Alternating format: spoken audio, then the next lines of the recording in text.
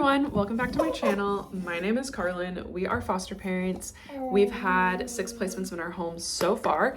We've been foster parents for a couple of years now, and we just adopted this goober in October. So he is not taking a nap right now. So this is going to be our reality for this entirety of the video.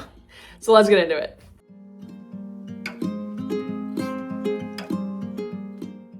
So today we're going to talk about benefits that foster parents get in foster care and also how much foster parents make a month. One of the biggest benefits of foster care is the WIC program. Now, WIC is, I think it's nationwide. So foster care kids automatically qualify for this, but you just have to go and sign them up for it. If you have a newborn, for instance, WIC might not benefit you depending on what kind of formula that you want. If you're anything like me, I prefer the more organic formulas. I do not prefer Enfamil or Similac.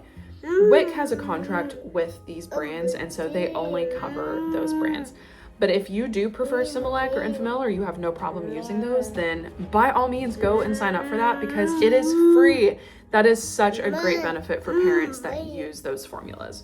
Up until the child turns 6 months old, then they will start covering baby food. So you're going to be subject to brands like Gerber, Beech-Nut, things like that. So the more organic brands probably won't be covered. But if you're into that, then again, by all means, sign up for WIC because that will cover those foods for you. When the child turns 1 year old, then you can start buying regular groceries. So like bread, milk, eggs, cheese, cereals, things like that.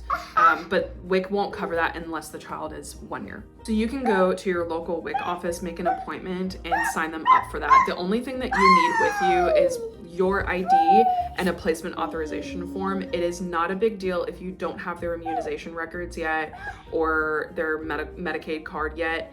They understand with new foster care placements that you may not have all the information yet because they just got to your house.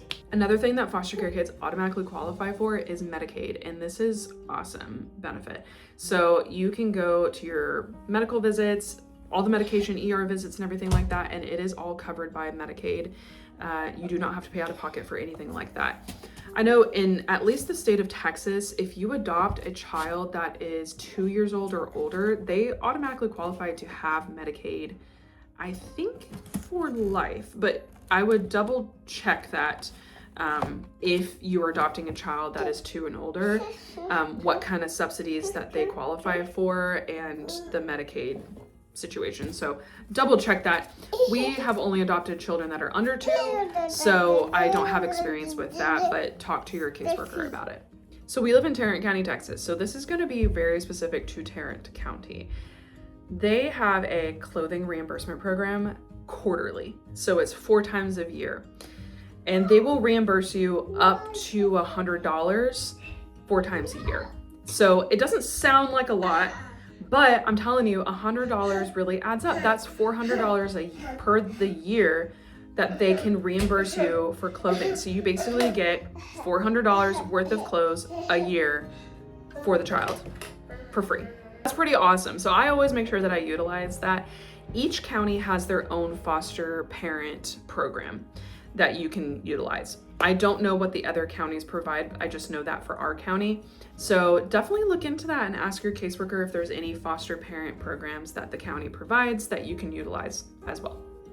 So one piece of financial advice that I have for you as a foster parent is always set aside at least $100 when you get a new placement, because a lot of times kids may not come with anything. They might come with a bag full of stuff that is damaged or ruined. I know we've had every experience across the board. So we've had kids come with like an overabundance of things that we definitely could utilize. Half of it didn't fit, half of it was damaged. We've had things ruined by cigarette smoke that we just like couldn't get the smell out of it, stuff like that. So regardless, you're going to be running to the store when you get a new placement at first. So set aside at least $100 so that you can get that child caught up on basic needs. Another benefit that foster kids have is free daycare. Now, the only drawback to daycare is that you're going to be limited to certain daycares that take that specific government benefit that you have for that child. So that can be a drawback because some of the daycares are really not that great, but there might be some good ones near you. So always look into that before you get a placement so that you're not blindsided where you're having to return to work next week and you don't have a place to take that child. So definitely look into that. But foster care kids absolutely benefit from free daycare, and that really helps the parents out. So now what you wanted to know is, how much do foster parents make a month? And this has gone up recently. We work with Arrow Foster Care Ministries in North Texas. So this is going to vary by state. It's going to vary by agency, but generally you kind of get a good ballpark idea of how much we make. Lately, we have been making around $45 per day per child. So you can do the math on that. I think in the past it used to be like only $28 or something like that per day. And then they bumped it up significantly recently. We went inactive about 5 months ago, and they had changed it not long before that.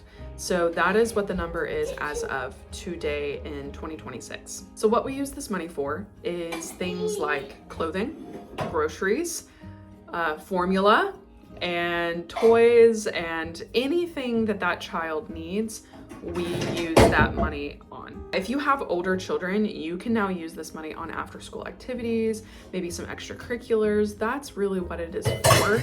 It can pay for those sports teams and things like that. Now, CPS often will try to reimburse you for things that child is interested in. I know that sometimes they will work it out where if they want to join a sports team, that oftentimes CPS will try to pay for part of that or help foster parents out in paying for those extracurriculars. But that monthly stipend will help you towards those things on what that child needs. That is all the benefits and how much foster parents make a month. And so if you have any more questions on anything to do with foster care in that regard, then by all means, leave a comment below. Please don't forget to like and subscribe. It really helps my channel out. We will talk about more foster care content in the near future, so stay tuned. Love ya. Bye.